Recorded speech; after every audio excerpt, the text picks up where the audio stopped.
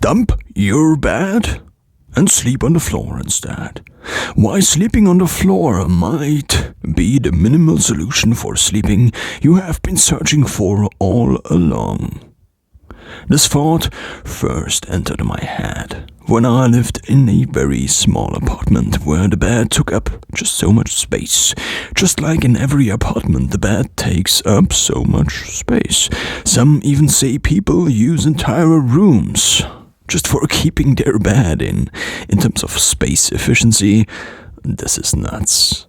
That was the thing I thought, and you after reading the title. Also, if you ever just repaint your bedroom, therefore move your bed and discover that it basically takes up so much space you could use other wisely, then you probably can relate to what I am talking about. Our beds are huge, and therefore, if you could somehow get rid of your bed and you could use the leftover space for something entirely new, like a sofa, for example, or a swimming pool in your room. But what you do with the newfound space is not so much the thing it's worth writing or speaking about, since that's pretty much your job after you replaced your bed. Because there is indeed a solution for this bad space problem scientists have been trying to figure out since the dawn of time itself. And it's also very simple. The solution is replace it with nothing.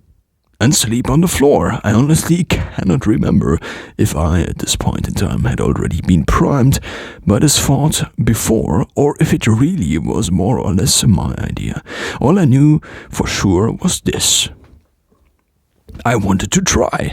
Therefore, the next night I took a bed sheet, placed it onto the carpeted concrete floor of my apartment, took my pillow and blanket, and tried to sleep.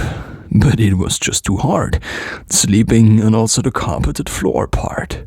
Not only was the concrete floor beneath probably not the best starting point for my newfound adventure, but also the carpet on it was only millimeters thick, like 1 to 5 millimeters thick, more like 1.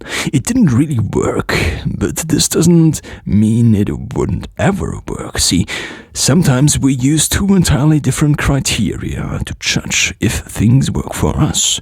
We try to sleep on the floor for one night, and if it doesn't, we are done.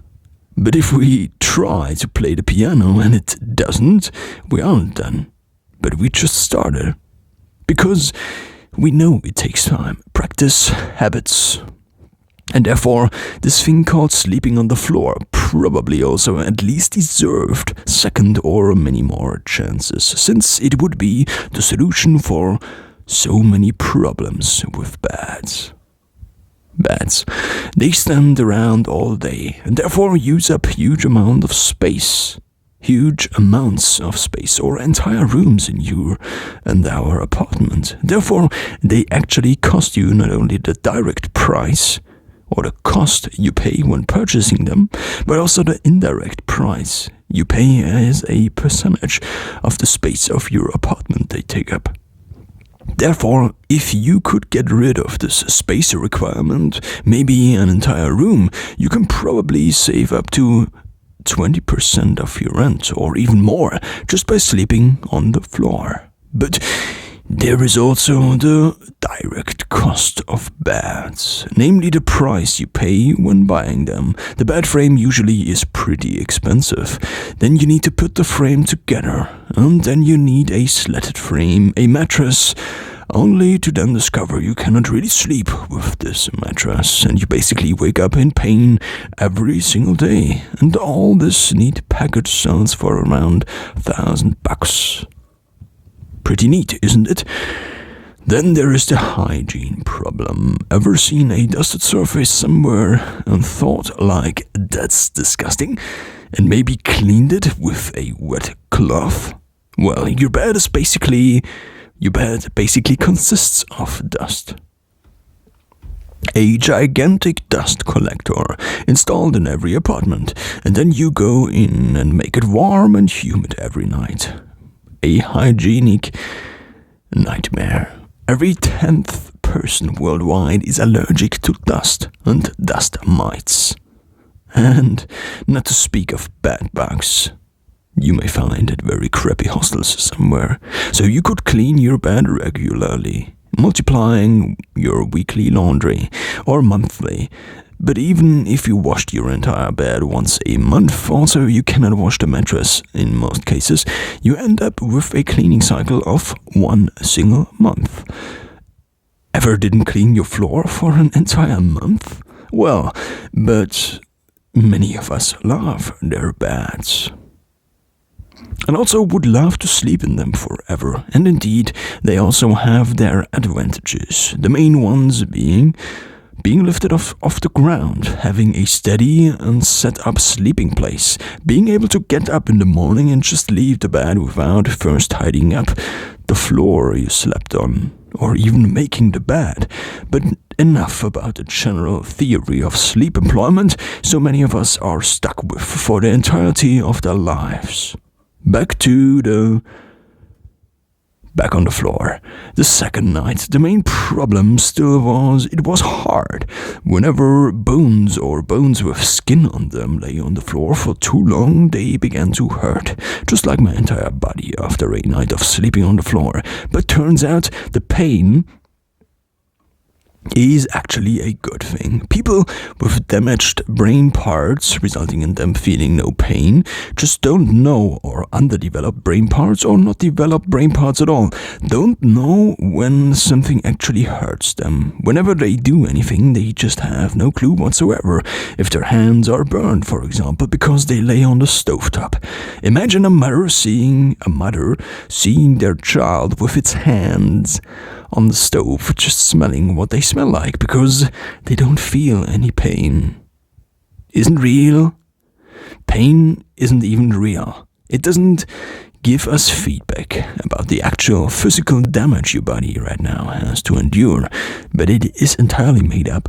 It's simply a way our body uses to communicate what's right and what's wrong to us, because let's face it, most of us don't speak with their body.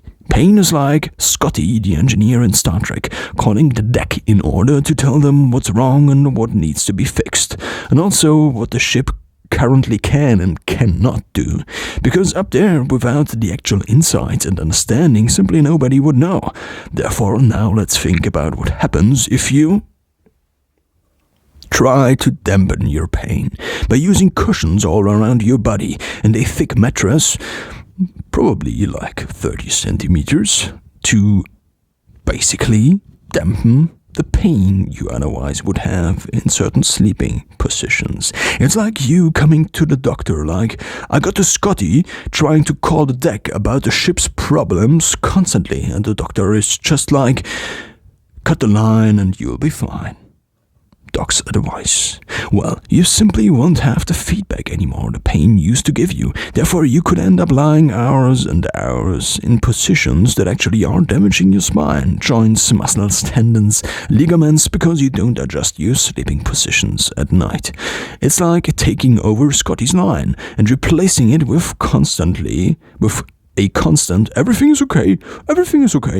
So on deck, everybody's happy, because apparently everything is okay.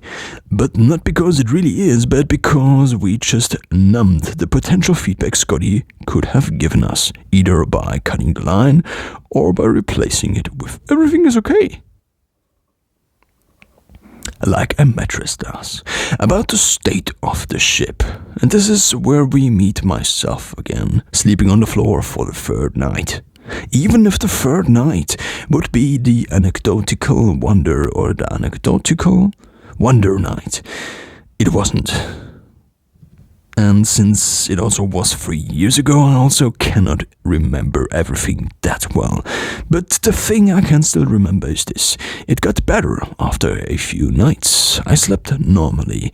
I still woke up with a little pain all over my body, but it got better and better. The main problem I later would find out, my approach was probably a little bit too harsh and hard, at least for transitioning. Using a yoga mat instead of sleeping on almost bare concrete and the bed linen I used to separate me from the floor and the potential dirt and dust would have been a better approach. I could get up in the morning much easier. And since I usually, not only I could, but also I did, and since I usually got up pretty early when the world was still sleeping, everything that made this a little bit easier was welcomed. But there was also the part of having to clean up the floor and your DIY floor bed each and every morning instead of just making your bed. What I also found, the same applies every night, therefore making it harder to go to bed. I slept on the floor for months and changed it up a bit, using a sleeping mat or just a dedicated carpet, so a camping mat basically, and just a dedicated carpet just got rid of all the contact pain and basically saved all the advantages. But still, these problems persisted. First, sleeping on the floor you also walk on all day, even without street shoes, is probably not the best idea, even if you clean your floor or carpet on a regular basis. It makes sense to have a separate and dedicated cover or mat to use that separates you from the floor. Nowadays, I think ideally, it's something you can clean with a wet cloth, like a yoga mat for example, and also something you don't need to wash, but can clean by actually wiping it. Yoga mats also offer a little bit more thickness and therefore make the transition easier. Also, mats are rollable and therefore easy to tidy up in the morning. Basically disappearing into a yoga mat, your bed in the morning. That's nice. They also have to be big enough to actually also separate your blanket from the dirty floor. A mistake I made in the beginning, using only a bed linen like me, using only a bed linen. It is not dustproof, has to be washed a few times a week basically, and therefore doesn't really work. I never slept in a bed, and also if you have it the wrong way round, then you basically sleep on the side of the linen you put on the floor last night. Not really nice. I never slept in a bed again since then. Would be a nice thing to say, but it also wouldn't be true. When staying somewhere at a hostel or hotel, for example, it just didn't make sense to sleep on the floor, in the middle of the room with 10 other people in bunk beds. The thing is, you still need a bit of equipment, even if you theoretically could sleep on concrete, and some people do, and my concrete with carpet somewhat included. The main thing you need a mat for is hygiene, since the floor is usually not really separated from the floor. Since the bed is usually not really separated from the floor and therefore is just as dirty. Yeah, this is a joke I wrote and didn't get right now. Since the floor usually is not really separated from the floor and therefore is just as dirty as every other floor, instead of never sleeping on the floor ever since. I just got more flexible when it comes to the surface I slept on. Mainly for the last years I have been sleeping on a sofa. A sleeping sofa. Also a sleeping sofa, yeah. That's the thing I wrote and just added. With the surface being much harder than your usual bed, but also with the efficiency benefits of going to sleep in seconds. At least, theoretically, without having to prepare your floor bed first. And I didn't solve the part about hygiene till now and found a solution for the separating layer between you and the floor. Currently, I am trying sleeping and yoga mats. I try to only own one single very thin gym mat for everything, covering my bed and also doing fitness. I thought the idea was pretty nice. One mat to cover it all. A bed of only a few grams, or maybe a few 100 grams, I don't really know. But it's pretty light. The simple idea, all you needed to sleep was this mat and a sleeping bag. I also have one that is just very small, was from a perspective of traveling, light and minimalistic in general, pretty neat. and also pretty tempting. This is the one I got from Decathlon. Or Decathlon. Yoga mats were just too big and too heavy. So here you can see the one I have. It's pretty short. I think it's 150 meters, and it's about 60 centimeters wide, I think. And actually slept on it for a few nights. But the mat is really short. This means your legs aren't covered. They don't really need to be, because the only contact point, at least when lying on your back, and your legs have your heels. That's the only contact point. And also when lying on your front or side, your legs, or at least your lower legs, don't really touch the surface most of the time. And they don't really need to be on a soft area. But the main issue again is the hygienic one. You simply need something for separation. Therefore, I currently am testing a thicker and bigger yoga mat. And I think this could be a solution for the future. For the last months, I wondered again and again why I woke up with everything hurting. Even in the sleeping sofa I have been sleeping on for the last months. Only to discover yesterday this sleeping on the floor thing again. Tried the yoga mat and my spine is already a little better, not cracking with every stretch. And I just feel kind of more free, more upright. I can move my shoulders back and, without my spine constantly cracking. Whenever, not really cracking, but making a cracking sound. In the future, I may consider a yoga mat that just covers more floor surface. They come in very many sizes, enough to avoid contact of my blanket, pillow, and the floor. Apparently very important. And just see how that goes. This wasn't a "you should only sleep on the floor from now on" kind of advice, but much more me sharing my experience. I think the ideal solution would be this: a yoga mat, a few millimeters thick, depending on your level of mastering the art of sleeping on the ground, and maybe other health considerations. But the main part you need a mat for is hygiene. And if you don't use a dedicated spot where no one will ever walk on during the day, if you get it in a size your actual bed had before, or mattress had before, then it should be more or less the same when it comes to hygiene.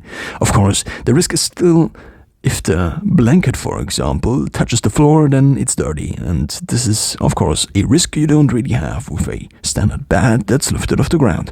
The nice thing about a mat, it is rollable. Basically, a rollable Murphy bed. I also thought about the Murphy beds in the past, but they are just... The construction is just not minimalistic at all, and you also cannot travel with a Murphy bed. You also cannot move a Murphy bed. Roll it up wherever you want. Back to the yoga mat again. Just use a box for your pillow and blanket, and this thing called sleeping on the floor is possible wherever you can sleep. On the floor, just like J-Lo. She even wrote a song about it. And can we just appreciate the fact you can be like, "I don't use a bed," whenever someone enters your apartment?